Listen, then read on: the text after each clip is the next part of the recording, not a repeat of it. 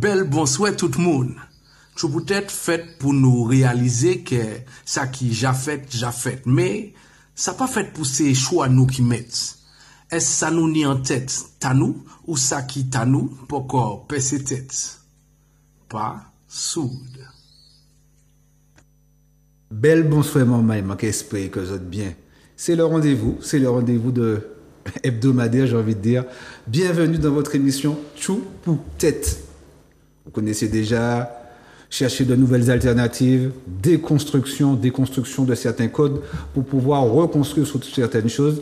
Et là, on a commencé le volet de la santé et on va présenter l'invité dans un petit instant. Mais avant tout, Saïdi Aïlouich. On est là, on tient la position. Tient la position tranquillement, oui, pas trop de galère. Non, en tout cas, on les affronte, même s'il y en a. Et pour ce rendez-vous, comme je dis, on a débuté le volet de la santé il y a 4 semaines. On a pu parler de la santé dans nos assiettes, la naturopathie, la santé holistique. La semaine dernière, c'était l'hydrothérapie avec Sakina. Et pour cette émission, on va commencer avec le sport.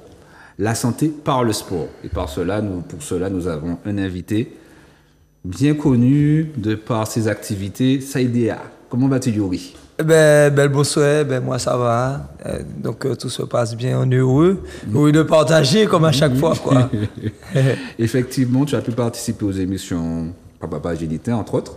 Ouais. On a pu parler du temps, également le temps. Voilà.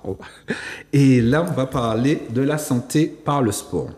Oui. Donc, si tu peux te présenter, s'il te plaît. Donc, Yuri Rotin, je suis enseignant en activité physique adaptée. Donc, en fait, pour présenter un peu la discipline, c'est une pratique qui permet, une pratique naturelle, qui utilise tout le mouvement, l'activité physique, le sport, les activités sportives, à des fins thérapeutiques, à des fins de réhabilitation, à des fins d'insertion sociale, et puis bien sûr à des fins de bien-être biopsychosocial au sens de la santé globale définie par l'OMS. Donc c'est une discipline qui est assez jeune, quelquefois un peu moins connue. On nous parle de coach, voilà, etc. Donc nous ne sommes pas en fait dans cette démarche entre guillemets coaching au sens où les gens l'entendent, quoi, mais vraiment d'enseignement. L'enseignement, c'est apporter des connaissances, c'est diffuser aussi une forme d'apprentissage à travers des techniques diverses et variées. On utilise aussi certaines parties du coaching, mais c'est juste un distinguo pour montrer un petit peu la spécificité de cette discipline-là.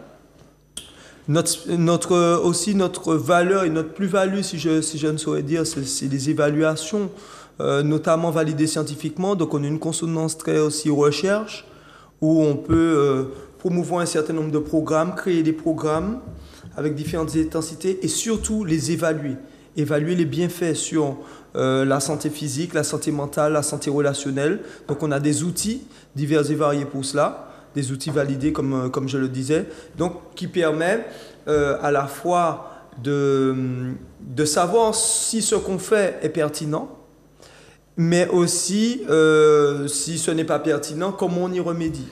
Donc dans l'APA, on trouve l'activité physique adaptée, APA. On trouve différentes, bien sûr, un petit peu spécialisées. C'est global, hein, c'est adapté à tous, mais il y a des spécialités avec le handicap psychique, le handicap physique, donc réhabilitation du membre en partenariat avec les médecins du sport, en partenariat avec les kinésithérapeutes. Donc on rentre dans le parcours de soins et de santé. Donc, et aussi, on peut aussi prendre en charge certaines personnes au CHU.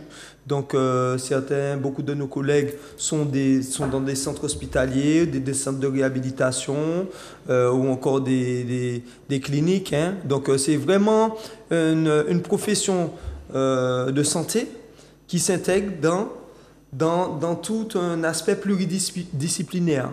Comme ça, on peut faire l'avantage qu'on a, c'est que nous, on peut faire le lien avec toutes les disciplines, à savoir le psychologue, donc le psychique, physiologie avec la kinésithérapeute, le médecin sportif, l'ergo, etc. Mais aussi les professionnels de l'insertion sociale, Donc, à travers l'activité physique et sport, bon, voilà, on va clarifier certaines choses tout à l'heure. On peut vraiment brasser large et vraiment donner des contenus qui puissent toucher différentes facettes de l'individu. Effectivement, Ulrich, excuse-moi, parce qu'on a pu parler de micronutrition, on a parlé également de santé holistique. Là, on a débuté le volet avec le sport. C'est un petit peu aussi une transition, parce que comme il disait, ça regroupe tous ces éléments, j'ai envie de dire. Tu as un mot par rapport à ça? Oui. Alors du coup là, on va du coup s'intéresser à la dynamique du corps, même si toutes les autres dynamiques ne sont pas mises de côté, mais principalement en tout cas, elle va s'adapter ou parler du corps.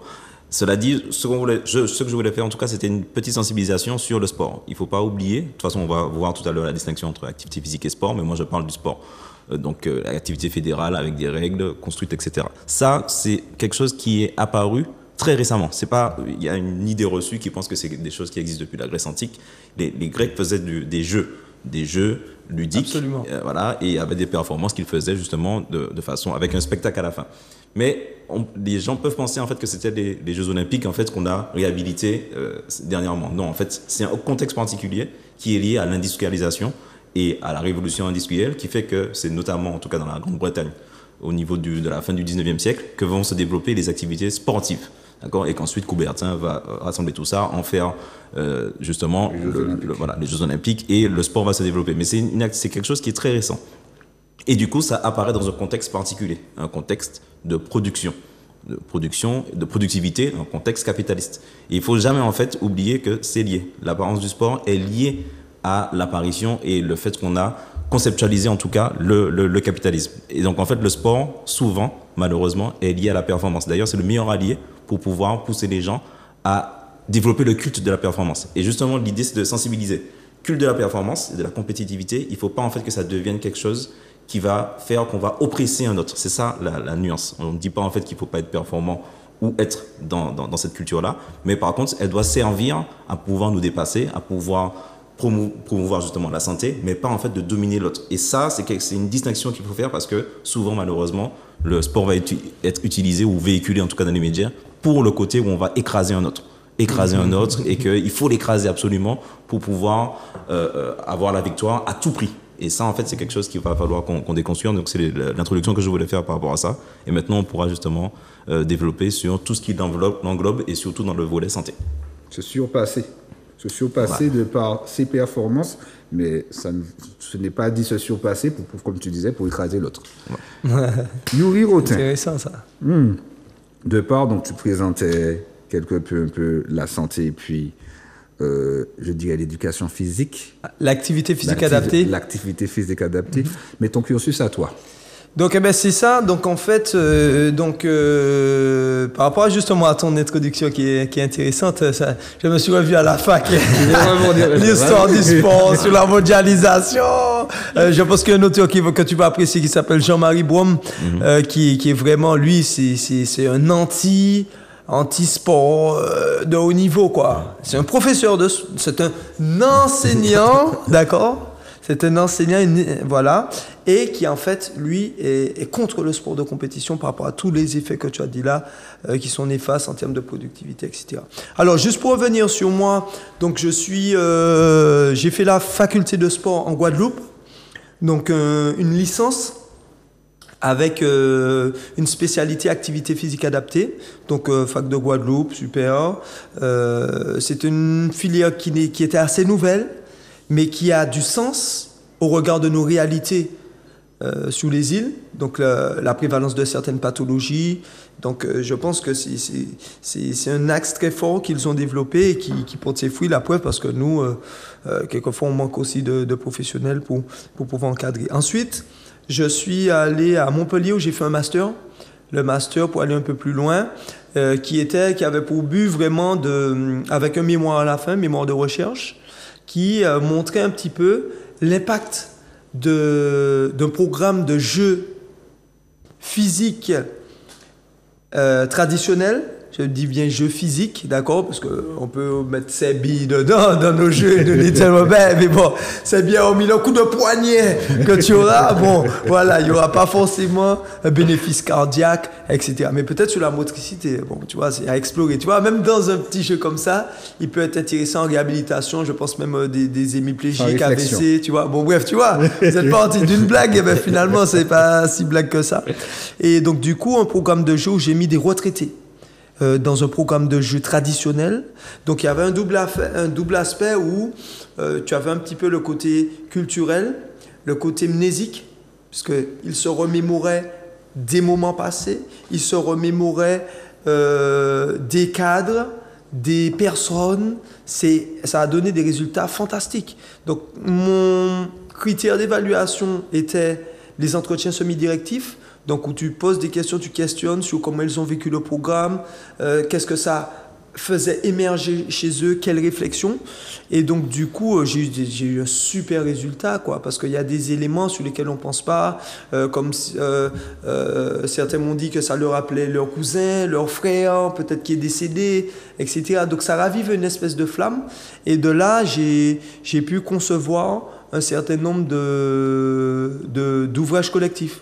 Donc avec notamment la Fédération caribéenne des jeux et jouets traditionnels, Jean-Paul Kiko de la Guadeloupe, qui en fait a créé un ouvrage collectif où il y a Jean-Philippe Omotunde dessus, et Jean-Philippe justement, sa partie est sur les éléments de jeu dans l'Égypte ancienne, donc des hiéroglyphes. On te montre des prises de judo, des hiéroglyphes où on te montre des ballons. Donc, quand tu as parlé des Grecs, les Égyptiens même, ils étaient encore plus en avance, plus en avance. Ils étaient aussi avancés, après qui est plus, qui est moins. Bon, voilà, ça, c'est pas le débat. Mais voilà, eux aussi avaient beaucoup de jeux qui étaient déjà créés. Et les hiéroglyphes témoignent de cette activité ludico-éducative qui a été mise en place depuis la nuit des temps, quoi. Donc, moi, j'ai réutilisé un petit peu ces outils-là, et puis ça a donné ces ouvrages collectifs, et puis un deuxième ouvrage sur les cahiers du patrimoine de la CTM, donc le numéro 33. Donc voilà, voici un peu ça mon parcours. Après, bien sûr, j'ai conçu le Fitness Bel Air en 2010-2011. Donc, c'est vraiment commencer par les jeux, enchaîner par la musique, les arts martiaux et la danse. Okay. Ulrich, excuse-moi. Oui. Quand tu as présenté, lors de ton introduction, j'ai revu une image avec qui s'appelle Cristiano Ronaldo qui faisait une interview. Il y avait une bouteille, tu parlais de mondialisation, capitalisme. Il y avait une bouteille bien connue, voilà, qu'il a enlevée pour mettre une bouteille d'eau, tu vois, parce que pour lui, cette bouteille-là n'avait rien à voir par rapport à sa pratique sportive. De toute façon, il y a qu'à voir ceux qui sont partenaires des JO, vous verrez qu'il y a des choses qui sont pas de la Ligue 1, un nouveau partenaire de la Ligue 1. Exact, effectivement. Par exemple. Donc justement, pour bien cadrer les choses, est-ce que tu peux nous donner en tout cas pour toi la nuance entre le sport, l'activité physique et l'éducation physique? Donc ça, c'est un élément très important pour éviter certains abus de langage et puis amener à la conscience des mots. Donc l'activité physique, activité induisant un certain nombre de mouvements, permettant quelquefois une accélération du rythme cardiaque, etc. Mais franchement axé sur le mouvement. Depuis on bouge, eh ben, on est dans de l'activité physique. Après, les questions d'intensité, les questions de type d'activité, etc., les familles d'activités, c'est encore un autre cadre qu'on peut définir. Le sport, tu as fait la très belle introduction sur activité institutionnalisée, réglementée, que tu sois au Burundi, en Martinique ou au Burkina, ce sera les mêmes règles. D'accord? Donc, du coup, c'est institutionnalisé, c'est cadré avec les instances. Je prends le foot, la FIFA. Après, tu as le truc européen. Après, tu as, voilà, et puis ça descend, la FFF. Et puis etc. Après, la Ligue à l'échelle régionale. Donc, ça, c'est la partie, voilà. Donc, c'est le sport, c'est le foot, etc. Souvent, maintenant, on dit, je vais faire du sport. Bon, vas-tu réellement faire du sport? Je vais pratiquer une activité physique. Bon, après, On va pas non plus, surtout comme moi j'ai une spécialité en sociologie, donc en fait psychosociologie, je suis plus, je vais pas jouer sur les, comment dire, sur les images globales en fait que les gens utilisent, les abus de langage. Voilà, je cherchais le terme. Les abus de langage, d'accord, parce que tu es obligé de les utiliser si tu ne veux pas que ton message ne soit pas perçu. En fait, si tu veux que son message soit perçu, on va faire le chemin inverse. Voilà. Il faut se fier aux abus de langage. D'accord? Pour après déconstruire donc, ce type d'émission-là, très bien, pour continuer. Elle juste finir sur l'éducation physique. Et c'est quelqu'un qui m'a dit, hein, une fois j'étais en train de parler sur l'activité physique, je disais que j'étais enseignant en activité physique adaptée, etc. Et puis il me dit, mais que penses-tu de cette déperdition du terme éducation physique? L'éducation physique, moi, c'est ce que je faisais à l'école et je trouvais ça bien parce que on m'apprenait, on éduquait mon corps, on éduquait mon esprit. Et ça aussi, c'est une dimension qui rejoint l'enseignement. C'est pour ça que nous, on est des à part, enseignants en activité physique adaptée. Et c'est une composante qui me parle un petit peu plus à titre personnel que le coaching. Moi, par exemple, j'aime être coaché, j'aime beaucoup ça, mais j'aime aussi être enseigné. C'est-à-dire qu'on m'explique le comment du pourquoi. On fait ça pour ça. Tu as tel effet physiologique, tu as tel effet psychologique. J'ai besoin de comprendre. Et même dans le coaching, certains athlètes ont besoin d'enseignement, ils ont besoin de tout comprendre. Il y en a d'autres, tu leur dis ce qu'il y a à faire, ils font, terminer, et puis ils ne se posent pas de questions. Voilà. Donc voici, activité physique liée au mouvement de manière générale, adaptée si possible avec la spécialité. Le sport, institution. Et puis l'éducation physique qu'on peut faire à l'école, mais qu'on pourrait faire, selon moi, dès la maternelle. Là, j'ai un programme, je fais en crèche, sur le mouvement, sur les percussions, etc. Donc l'activité est importante à valoriser dans toute sa globalité. Il faut trouver aussi les termes pour ne pas décourager aussi les nouveaux arrivants qui souhaitent faire du sport, parce que effectivement, ça va dépendre de l'échelle aussi. Parce que tout à l'heure, on parlait de compétition, mais si la personne veut se lancer, il ne faut pas non plus, au début, des fois, certains mots peuvent décourager certains aussi. Donc, il faut faire attention. C'est très important, et je rebondis sur ce que tu dis, parce que notamment sur le sport, et ça rejoint ton introduction, élitiste. Le sport, c'est de la ségrégation, excusez-moi, enfin, c'est pas dans le sens institutionnalisé, où voilà, tu vas pas aimer un tel, mais une fois que tu es pas fort, tu es sur le banc, mets-toi à côté, frère. Tu es pas bon au football, va goal. Depuis tout petit, c'est comme ça. Va gardien, ah mais non, mais c'est trop faible, manque à l'épita. Porter de l'eau. Tu vois, porter de l'eau. Donc du coup, en fait, là, ça te montre bien que faut faire attention. Surtout ceux qui ont été traumatisés par le sport à l'école. Ils étaient les derniers, ils étaient machin. Si tu dis, bon, on va faire du sport, tu renvoies toutes les images. Tu l'as perdu. Mais non, on va faire une petite activité physique. Non, on va jouer. Moi, voici mon approche. On va jouer. On va jouer, viens, tu n'as pas envie de jouer. Le jeu, par contre, ça parle à tout le monde. C'est pour ça que moi, je dis jamais, ouais, mais viens, on va faire le sport. Viens, on va s'amuser. On va prendre un pied. Et là, tu vois les gens déjà, ils ouvrent leurs yeux. Ah, on va s'amuser, ok, j'y vais. Si tu parles de sport tout de suite, ça renvoie à toutes les images négatives. Et je pense surtout aussi, tu sais, ceux qui sont en surpoids, bien qui étaient vraiment, vraiment obèses quand ils étaient jeunes, tout ça, le sport, c'était la calamité, quoi. C'est pourquoi il faut faire attention aussi au niveau des jeunes. Parce qu'au niveau des jeunes qui font de la compétition, effectivement, ils sont d'abord là pour jouer. Certes, il y a une compétition, mais c'est pour les décourager d'entrer, mais ce sera une continuité pour eux. Ils vont abandonner. Voilà, et donc du coup pour les jeunes, comme tu dis, la première chose que je dis à un jeune quand il sort d'une compète, même mon fils, il fait judo, il fait du foot, tout ça, la première chose c'est parce que tu as gagné, tu as perdu, est-ce que tu t'es amusé? Non, tu t'es amusé? Qu'est-ce que tu as? Après il me dit s'ils ont gagné, ils ont perdu, mais est-ce que tu t'es amusé? C'est le plus important. C'est ça le plus important, surtout au début. Après, quand on est dans une logique de performance, le discours sera différent. Mais il faut identifier aussi quel type d'athlète que tu as en face de toi. Quel type de personnalité. Si c'est quelqu'un, il faut lui donner un coup de pied aux fesses, etc. Allez, bouge-toi, etc. Faudra utiliser certains éléments, même si tu vas... Ok, douciner, il y en a d'autres, au contraire, vas-y. Tu peux le faire, tu as cette capacité. À travers l'observation. Voilà. Et puis la connaissance la connaissance, comment il perçoit la défaite, comment il a réagi à certaines victoires ou défaites. Et là, après, tu sais comment lui donner le message, quoi.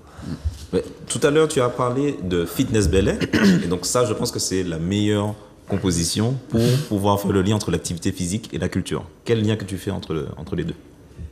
Alors, il y a un psychiatre très connu qui a dit que, en fait, la santé est un élément éminemment culturel.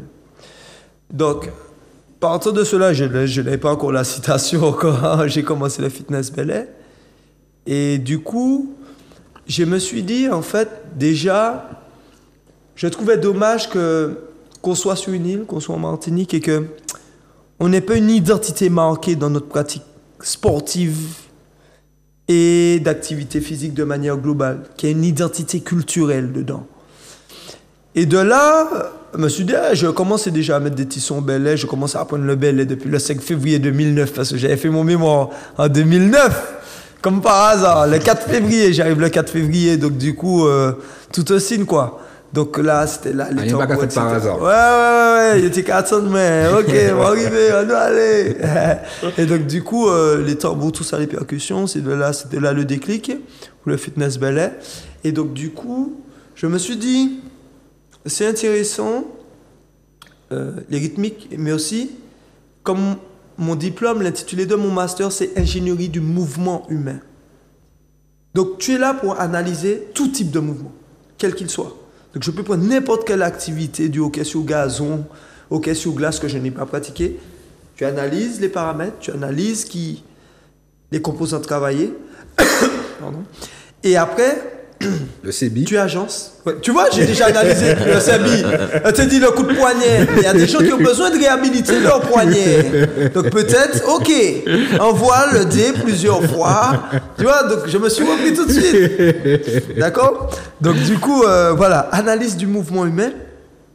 Et une fois que tu as cette analyse du mouvement humain, tu déclines un petit peu les points forts et aussi les zones que ça peut endommager dans ton corps. C'est pour ça qu'aussi on fait la réathlétisation dans la part. Certains ont fait la spécialité pour les athlètes de haut niveau. Et donc du coup, en analysant les mouvements du ballet, je me suis dit qu'il y avait plein de mouvements qui étaient en lien avec l'autonomie de l'épaule, machin, des tap, tu vois. En faisant ces différentes gestuelles, tu mobilises l'épaule dans tous ses axes et ses degrés de liberté. Chaque articulation est de degré de liberté. Donc là, tu peux aller par-ci, tu peux aller devant, postérieur, voilà, antérieur, latéral, en haut, supérieur, tu vois. L'épaule, c'est l'une des articulations les plus mobiles du corps. Donc du coup, en analysant cela, je l'ai introduit dans mes composantes. Et c'était avant tout avec des personnes en rémission du cancer du sein, notamment pour les aspects balancés qu'on a dans le ballet. C'était super intéressant pour augmenter la mobilité de l'épaule. Et c'est là le déclic. Une dame m'a dit, ah ouais, mais ton truc là, on a dit que mon épaule monte bien plus haut. Madame, c'est ce que j'embrasse, tu vois. C'est elle qui m'a vraiment motivé à poursuivre dans cette voie-là. À la fois culturelle, analyse de toutes nos gestuelles, analyse de la qualité du mouvement. Bien sûr, on n'est pas dans du ballet, donc j'adapte pour justement réduire certains traumatismes, réduire certaines difficultés liées à la posture qui est très contraignante au niveau ballet, mais qui était liée à quoi? À la vie dans les champs. Et si tu n'as pas cette composante-là, après, il faut comprendre l'histoire, il faut comprendre les voilà, pourquoi c'est comme ci. Donc, je ne vais pas reproduire un schéma qui ne correspond pas à la réalité de la personne que j'ai en face de moi. Donc, du coup, c'est ça tout mon rôle, d'adapter. Et puis, c'est pour ça qu'avec le profond respect que j'ai pour le ballet, je ne vais pas appeler ça du ballet, mais je vais dire juste fitness ballet. Pour mettre ce côté un peu international. Voilà, il y a encore, il y a mettre anglais, oh ben là. Non, il n'y a pas de problème, on est dans le monde, il n'y a aucun souci. Est-ce que tu peux nous parler du rapport que tu as analysé de par le temps? Le temps? Ouais, le temps par rapport au temps de trouver pour pratiquer une activité sportive, j'ai envie de te dire. Oui, le temps consacré. Ouais, le temps consacré à la pratique. Alors, ce temps-là, comme on parle d'activité physique et pas de sport, on va segmenter en deux parties. Ce qu'on appelle les activités physiques spontanées. Les activités physiques spontanées sont des activités physiques que tu fais sans t'en rendre compte. Je vais peut-être, voilà, donc je marche un petit peu plus loin, je dépose ma voiture un petit peu plus loin, je marche, je prends les ascenseurs, etc. En fait, c'est pas... Certes, j'ai choisi de le faire comme cela, mais parce que j'ai une mission à remplir, pour les escaliers. est-ce que, voilà, d'aller au travail, par exemple. Tu vois, ou bien d'aller chercher mon pain, ou d'aller à la boutique, etc. Donc du coup, je ne me dis pas, ok, faut que je mette les baskets, faut que je sois comme ci, faut que je sois comme ça. Non, c'est spontané. Activité physique spontanée, j'y vais naturellement. Ok, ben oui, comme on faisait avant, hein. Avant les patins l'autre, ben au Kamachi pour aller faire ben là. Donc du coup, qu'est-ce qui se faisait? Tout le monde était slim, tout le monde est athlétique. Les Kenyans ils gardent un petit peu ce qu'on faisait avant, les 4, 5, 6, 7 km, 10 km pour aller à l'école. Certains sont postiers. Donc du coup, il fait son travail qui lui sert après dans sa performance. Courir devient naturel. Ça ne devient plus une contrainte. Et c'est à ça qu'il faut amener le corps, à faire quelque chose que ça soit naturel. Donc maintenant, je me lève le matin, je tourne déjà mes chevilles, je respire parce que le souffle de vie, c'est la première des choses. D'accord? La respiration, c'est la première des choses. Tu restes combien de temps sans respirer? Tu peux rester 3, 4, 5 jours sans manger. Peut-être 1 ou 2 jours sans boire de l'eau. Mais rester sans respirer, non. Donc, respire avant, première chose. Ensuite, mobilise, voilà, fais monter le truc. Et puis, voilà, fais les choses, va à pied, etc. Donc ça, c'est l'activité physique spontanée. Après, tu as l'activité physique volontaire. Je choisis à 10 heures, j'ai mon entraînement. À 10 heures, il faut que je sois là et que je sois en train de faire mes 5 km de marche, mes 3 quarts d'heure, etc. Donc là, c'est une volonté de ma part d'y aller. Pour agir sous cette volonté, il y a les facteurs motivationnels qui rentrent en jeu. Pourquoi? Qu'est-ce qui va me pousser à me lever, à aller à 18 heures, faire mon sport après mes cours? Plusieurs aspects. J'aime l'activité. Je suis un chien boule, moi j'ai pris l'exemple du football, ou bien j'aime le tennis, j'aime le basket, je sais que je vais rencontrer les copines, je vais rencontrer les copains, etc., etc. Donc je viens jouer, donc pour le plaisir. C'est là que le sport est bien parce que c'est un jeu, et comme tout jeu, avant tout, c'est la notion de plaisir qui prime. Avant d'être des sports, ce sont des jeux qui sont retravaillés, puis ils ont mis des normes, etc. Mais ce sont tous des jeux. Okay? Les jeux de pommes, les machins là pour le foot, les trucs comme ça. Bref. Alors, ensuite, tu as les aspects, je vais rencontrer du monde. Aspect sociologique. Ah ouais, nous qui parlé, nous qui rien de la fête de Milan, les Bougas, bon, qui fait en glacière, bon, c'est pas forcément le meilleur parce que j'ai peut-être pris un mauvais exemple là. Ça dépend ce qu'il y a dans la glacière. Ça dépend, merci, voilà. Un jeu local. C'est ça, excuse-moi. Très bonne réponse. Ça dépend ce qu'il y a dans la glacière. Ça dépend de ce qu'il y a dans la glacière, voilà. Donc ça aussi, et c'est vrai. Et il faut savoir sortir, on est dans la déconstruction, sortir des schémas. Pas parce que machin, je vais avoir 5 litres de rhum, etc. Après, par exemple, bon, après, ils vont te dire maintenant la bière a des effets sur l'acide lactique, le tampon. Bon, bref, peut-être une, mais peut-être pas 5. Tu vois, te dire. C'est bien ça qu'il faut amener aussi. C'est les quantités. C'est des fois des questions de quantité. Nous, notre alimentation est super bien équilibrée. C'est les quantités qui sont énormes. Mais trop.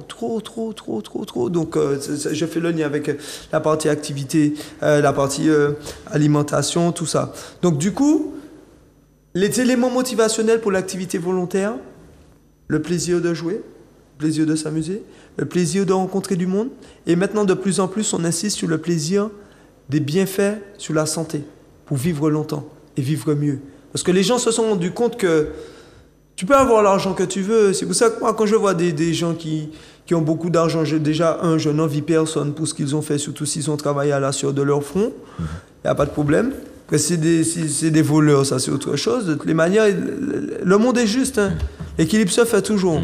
Et donc, du coup, là, on a besoin de bien comprendre un petit peu tous ces facteurs motivationnels pour rester focus sur pourquoi on le fait Et c'est pour ça que c'est important aussi en visualisation d'écrire ses objectifs. Après, de se donner aussi quelques petits défis. Allez, je vais faire un 5 km. Donc ça, c'est des aspects motivationnels pour maintenir la régularité de la pratique physique. Spontanée et volontaire. Deux aspects. Mais c'est une belle transition par rapport à la prochaine question. Oui, mais justement, tu as parlé du souffle. Donc, est-ce que tu peux nous dire pourquoi il faut pratiquer des activités d'endurance et quel effet en fait que ça a sur la respiration et le muscle cardiaque? L'idée de la pratique physique, c'est d'améliorer, comme je disais, toutes les composantes biopsychosociales de l'individu. Je pars d'un raisonnement logique. De quelles sont les fonctions vitales, respirer et que ton cœur bat. C'est la première chose que tu fais en secouriste. Donc c'est en secourisme. Parce que bon, j'ai des brevets de secourisme aussi en mer,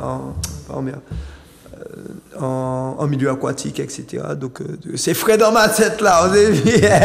Ça m'a rappelé en fait pourquoi j'avais aussi déjà ce raisonnement là, parce que depuis le PSC1, tout ça là, et puis bon, depuis la fac.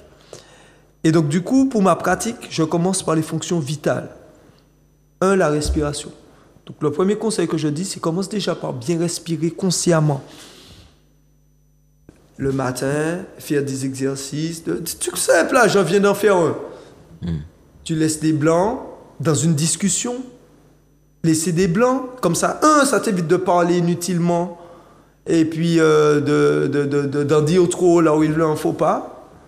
2, l'oxygénation permet une meilleure cognition, donc les connexions synaptiques, etc., parce qu'elles sont oxygénées, les muscles sont oxygénés, donc ils fonctionnent de manière plus efficiente, etc. Et 3, la respiration, parce qu'en fait, quand tu parles de la respiration consciente, profonde, etc., tu vas renforcer les muscles qui permettent cette respiration. Les muscles respiratoires se distinguent dans 2 catégories. Les muscles expiratoires, et je vais commencer par l'expiration, donc le fait d'expulser. Ce sont les abdos, les transverses, tout ça là. C'est pour ça que les gens disent oui, les tablettes de chocolat, mais non, ça c'est la frime, ça fond au soleil, comme on dit, tu vois. Ça peut partir vite. Et par contre, travailler tes muscles profonds qui permettront une expiration. Plus tu expires, plus naturellement, ton corps a ce réflexe de prendre naturellement de l'air. Donc c'est commencer par souffler. Le souffle de vie. Vous savez, si un enfant, quand il naît, il crie, c'est le souffle de vie. On en revient encore à la base de la vie. Ton cœur bat, d'accord? On peut voir avec les échos. Tu sors du ventre de ta maman, le souffle de vie. Est-ce que tu cries? Est-ce que ton cerveau s'oxygène? Donc je reprends sur ces fondamentaux-là, c'est juste la vie. Et je commence par travailler ma respiration et mes abdos. Tout simplement, en expirant le plus que possible, je contracte le bas. Et il y a même un exercice où quand tu es là, tu as les mains sous la table, tu appuies en soufflant et tu vas sentir ton travail abdominal. Je suis pas là en train de... Tu vois, c'est-à-dire, j'ai même fait 2-3 abdos là, sous le plateau. Donc, on peut travailler de manière spontanée en attendant le bus, en étant dans une salle d'attente, certains éléments respiratoires, juste en appuyant fort et en soufflant. Maîtriser l'inspiration, souffler, etc. Vous avez fait avec la sophologie, donc je ne vais pas le refaire, mais voilà comment intégrer ces éléments-là. Le deuxième élément, sur la partie cardiaque, cardiovasculaire, d'accord? Favoriser le renforcement de son muscle cardiaque, c'est travailler les activités d'endurance. Donc c'est une activité, je commence par celle-là et je distingue bien du cardio. Autant on a distingué activité physique, éducation physique et sport. Là, je distingue les activités, le cardio et l'endurance. Voici encore des abus de langage, comme on est dans la déconstruction. L'endurance, c'est un effort maintenu sur une certaine durée. D'accord? Donc généralement, on te dit 30-45 minutes pour les fonctions, par exemple, de marche, qui sont, bon, les jambes sont déjà entraînées, donc tu peux tenir 30-45 minutes. Mais en étant comme ça, là, j'appuie juste là. Je maintiens une contraction musculaire pendant un certain temps. Je ne vais pas durer 45 minutes. Mais le fait de la maintenir et de respirer en même temps aussi est un travail d'endurance. Très peu de gens aussi qui travaillent quoi? Ça. Les compositions, donc la résistance musculaire, donc maintenir une contraction, puisque là je comprime, donc c'est contracté pendant un certain temps. J'ai même vu une étude qui montrait que l'isométrique, donc le fait de maintenir une posture, augmentait la VO2 max. Donc la VO2 max, la consommation maximale d'oxygène en 1 minute. C'est une composante qu'on utilise pour indicateur de la performance, ou certains, mais aussi de mortalité. Si tu as une VO2 qui est très basse, donc une consommation d'oxygène à la minute max qui est très basse, c'est pas bon signe. D'accord? Donc ce sont des indicateurs aussi de santé. Donc l'endurance, on va prendre les fonctions globales, la marche, le vélo, toute activité, la natation, que tu peux maintenir pendant 45 minutes sans t'arrêter. D'accord? Endurance fondamentale, tu es à l'aise, tu ne prends pas de Milan, donc c'était pas là, alors ça va, là, tu es un peu essoufflé, bon, tu sais, là, tu as une aisance respiratoire, mais tu es essoufflé légèrement. Donc ça, c'est un petit indicateur pratique pour quand tu vas faire ta marche. Si tu parles trop bien ou pas encore d'endurance, non, c'est déjà bien. Peut-être tu es sur le lien social avec ta copine ou bien ton copain, tu vois. Mais est-ce que ça a des fonctions intéressantes sur le développement cardiovasculaire? Un peu moins. D'accord? Mais c'est déjà bien, le lien social, et puis s'aérer, s'oxygéner. Donc, pensez à quand on fait ces marches-là pour qu'elles soient efficaces, ou le vélo, qu'on puisse avoir un léger essoufflement qui témoigne d'une activité cardio-respiratoire. On les conseille 3 fois par semaine, donc 30-45 minutes, 3 fois par semaine, bon rythme, travail avec les bras, coordination, etc. Et ça, les vertus, sont plutôt l'efficience cardiaque. L'efficience qui est un terme en économie qui te dit c'est en fonction de l'énergie qui rentre et celle que tu utilises. Tu vois, tu as des différentes... Bon, c'est plus pour l'argent. L'argent que tu fais rentrer versus l'argent que tu fais sortir. D'accord? Donc, si tu fais rentrer beaucoup et tu en sors peu, oui, ça c'est intéressant. Tu vois, si c'est l'inverse, bon, tu vas pas faire long feu. Donc l'efficience cardiaque, c'est vraiment une économie. D'économie du cœur, ou qui va, au lieu de se contracter, donc on a un certain battement à la minute, avec le travail d'endurance, cette fréquence cardiaque de repos va diminuer. Ça veut dire quoi? Donc quand on fait 3 fois par semaine, 45 minutes, ça veut dire quoi? Que pour assurer les mêmes fonctions vitales, donc oxygéner le corps, le gros orteil, le petit orteil, etc., envoyer le sang, le cœur se bat moins de fois, mais il bat mieux. Donc chaque contraction cardiaque, ça envoie le sang, parce qu'il y a un certain nombre de paramètres qui rentrent en compte dans l'endurance, notamment ce qu'on appelle les vasodilatations.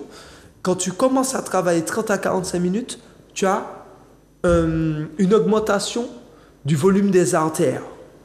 Une augmentation aussi des alvéoles, d'accord, qui vont mieux s'ouvrir et les échanges gazeux au sein du poumon seront plus efficaces. Donc le travail d'endurance, c'est ça la base selon moi qu'il faudrait avoir pour entretenir cette fonction cardiaque. Après le cardio, comme ils disent communément, le cardio, où là l'intensité va monter à des intensités supérieures à celles de l'endurance fondamentale, où on va maintenir. Donc le cœur va monter, si en endurance fondamentale on est peut-être à 150, ça dépend de chacun, ce n'est pas une norme à ne pas retenir, c'est juste un exemple. Chacun a, les gens aussi doivent comprendre ça. Bah oui, tu as combien de fréquences? Oui, elle c'est elle, toi c'est toi. Et c'est pas parce qu'elle est plus haute là ou toi tu es plus basse là que tu es en meilleure santé, etc. que une autre. Non, c'est pas ça. Donc le cardio va monter et quelquefois va redescendre. Ça aussi, c'est intéressant. Aussi. Il faut pouvoir le faire parce que ça permet au cœur de travailler à des intensités supérieures, qui fait qu'on te dit que si ça travaille à une intensité supérieure, qui peut le plus, peut le moins.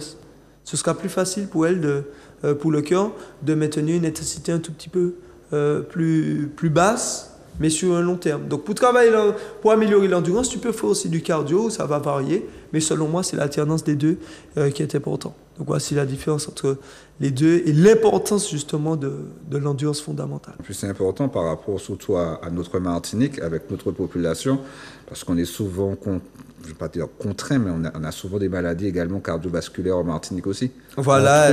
Entre autres, je crois qu'à travers ton association, tu travailles avec des organismes dans ce sens aussi. Absolument. Donc c'est vrai que on a une prévalence des maladies cardiovasculaires qui est supérieure à 800 cas annuels. Ça, c'est une donnée qui date de 2009, l'étude Hermancia 2.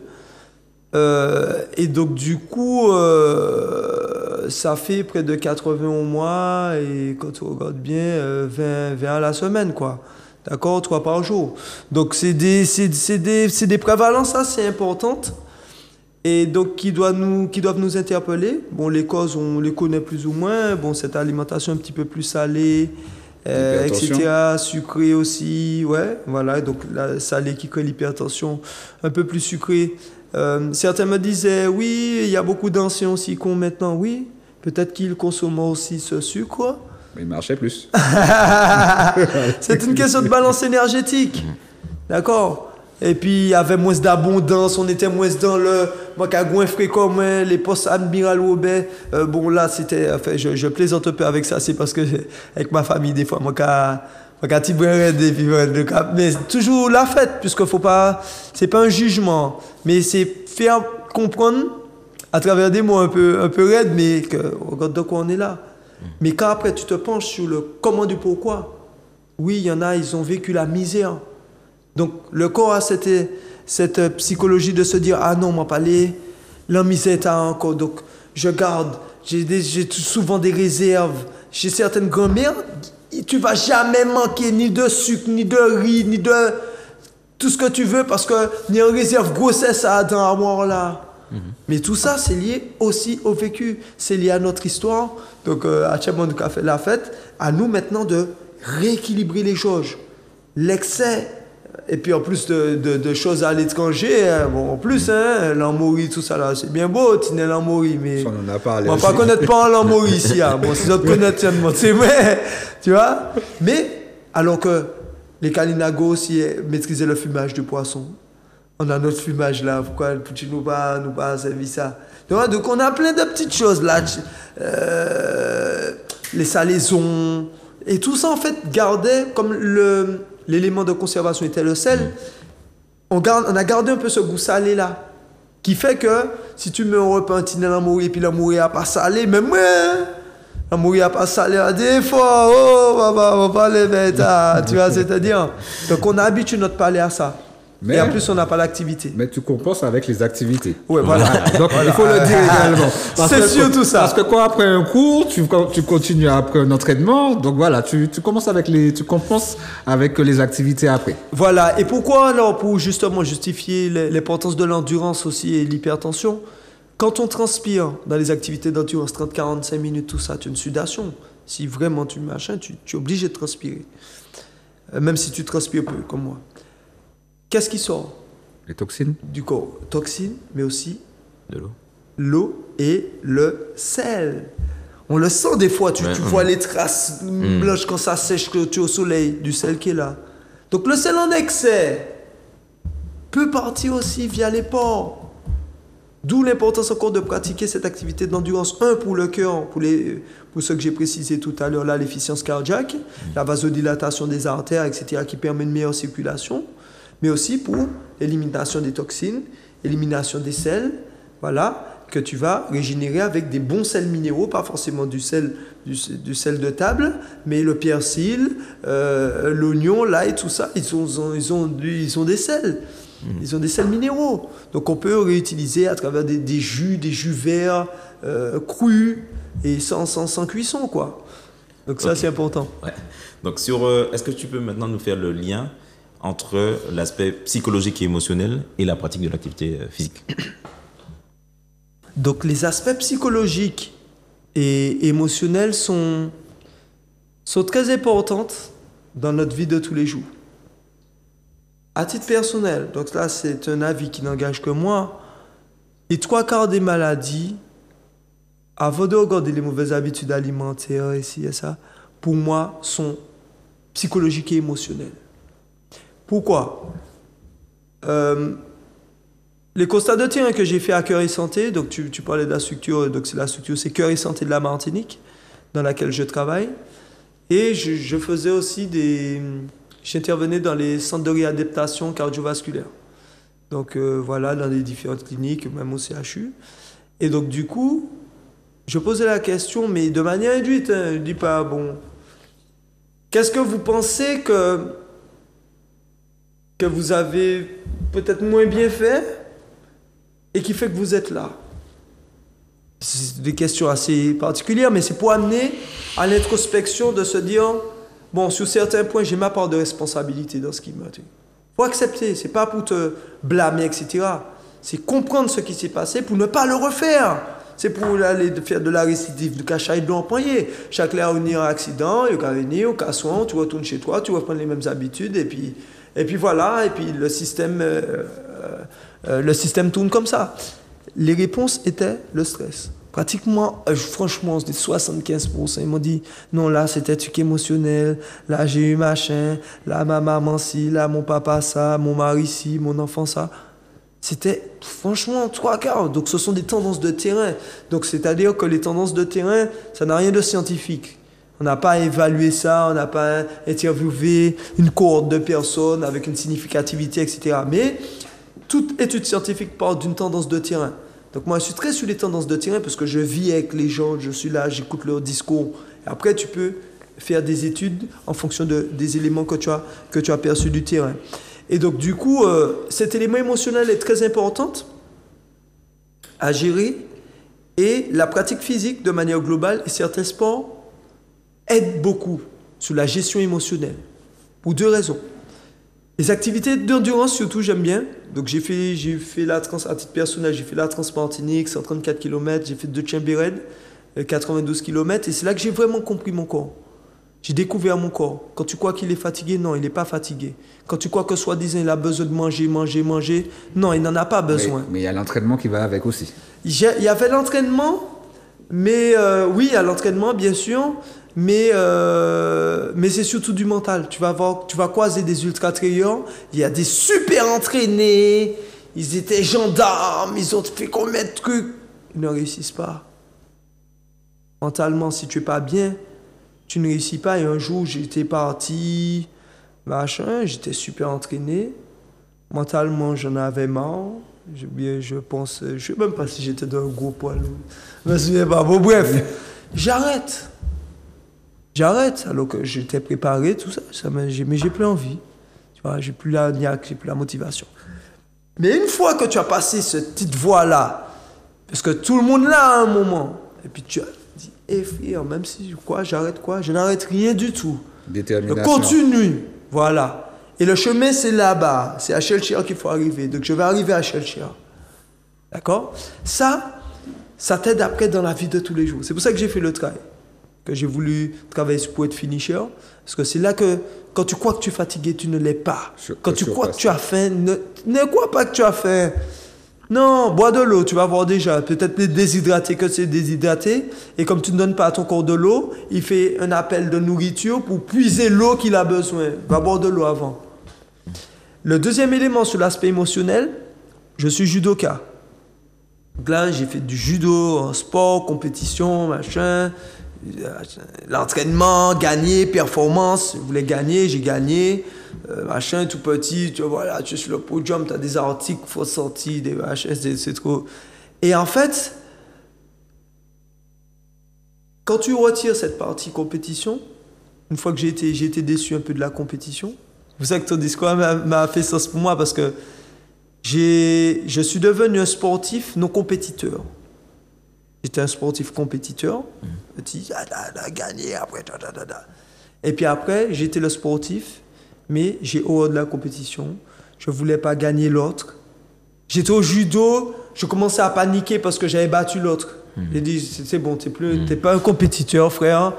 Va jouer, va faire ton souhait judo. Arrête la compétition.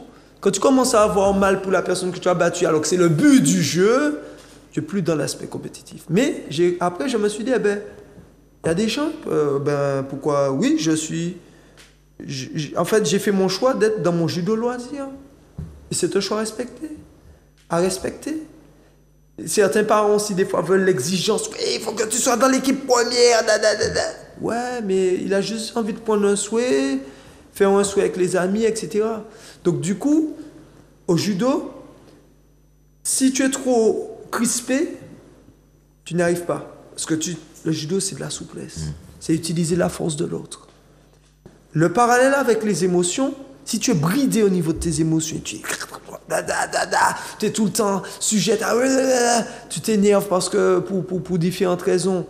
Qu'est-ce qui se passe? Tu es là, tu es crispé. À un moment, les choses cassent. Tu es tout le temps dans de la crispation. À un moment, ça pète. À force de créer de la tension, ça pète. Ça peut péter à l'intérieur, peut péter extérieurement, tu commets l'irréparable, etc. Donc le judo m'a appris cette partie-là. Donc le sport, l'activité physique régulière, je devrais dire, où tu t'imposes aussi volontaire, où tu t'imposes un certain nombre de rigueurs, de disciplines, t'aide dans ta vie de tous les jours. Très important au niveau psychique et émotionnel. On parle souvent également de lâcher prise. Le sport peut être également un vecteur pour pouvoir lâcher prise, j'ai envie de dire aussi.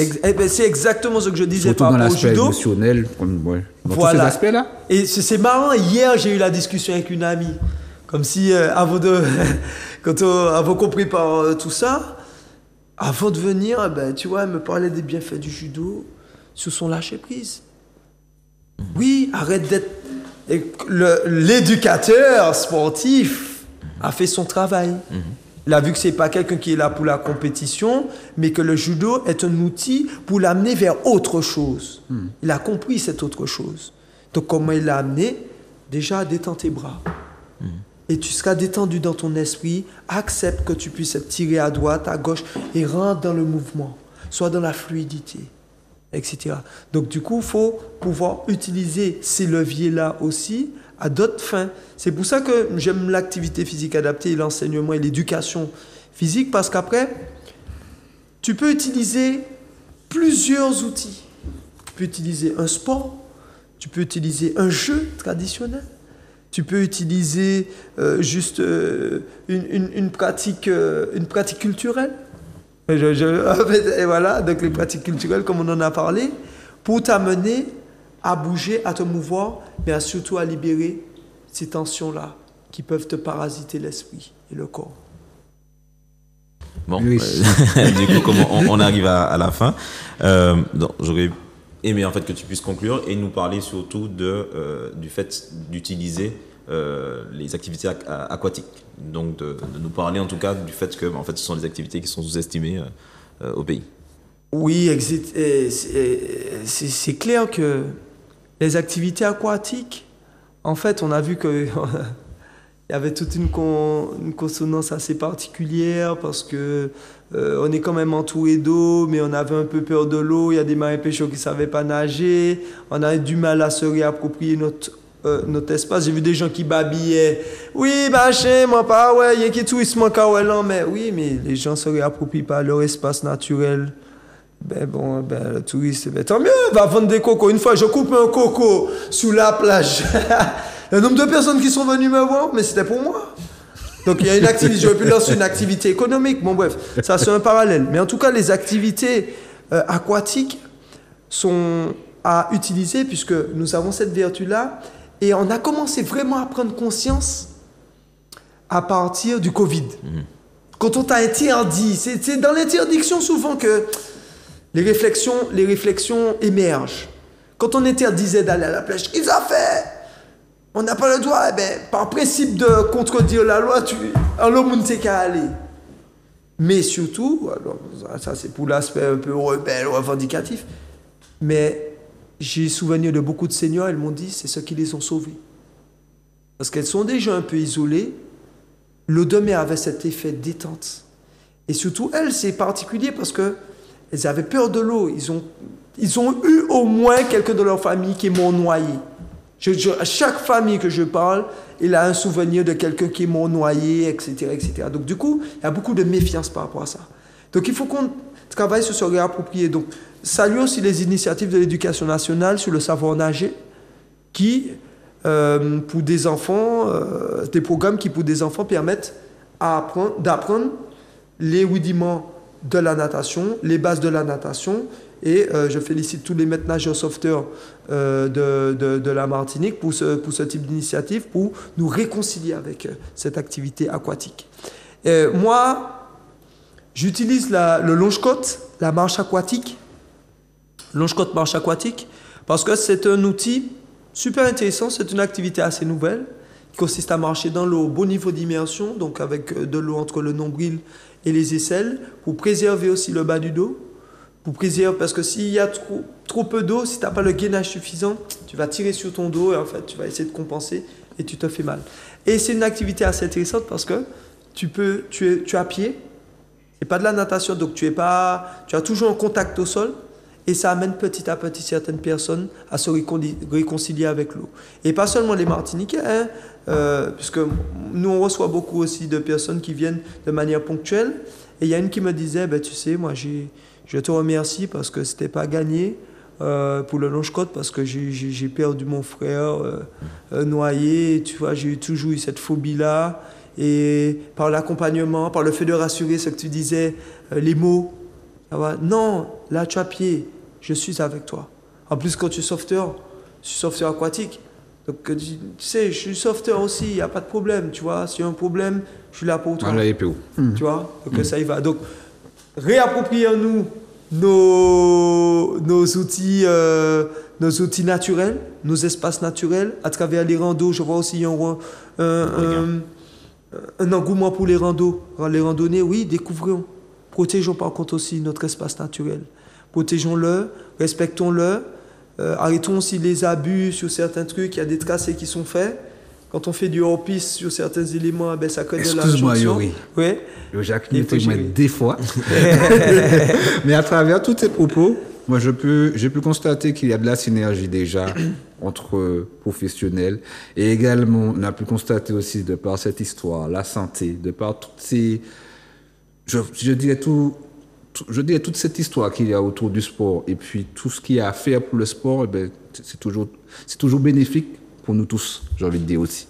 Oui, voilà, donc pour conclure ça, c'est vrai que le sport est bénéfique pour tous. L'idée de trouver déjà comment bouger de manière spontanée, naturellement, sans te dire j'ai telle heure là. Ouais, dès que tu te lèves le matin, quelques mouvements, quelques étirements, de manière volontaire, je m'impose une rigueur, une discipline. Et puis surtout, je prends plaisir en trouvant celle qui me correspond, avec les milieux naturels, toujours en proximité, et puis en partageant avec sa famille, ses proches, ceux qu'on aime. Prendre plaisir. Bon, je crois que tout a été dit. Merci à Yori pour tout son analyse, son discours, parce que ça fait du bien justement à entendre. Et puis, comme on l'a dit, valorisons en tout cas les activités physiques. En plus, pas mentir en Martinique aussi. Hein. En plus. Donc, voilà, donc on ne peut pas dire ça. Exactement. Bon, sur ce, mesdames téléspectateurs, téléspectatrices, j'espère que vous avez apprécié l'émission. Le rendez-vous est pris. À la semaine prochaine. Bonne soirée à vous.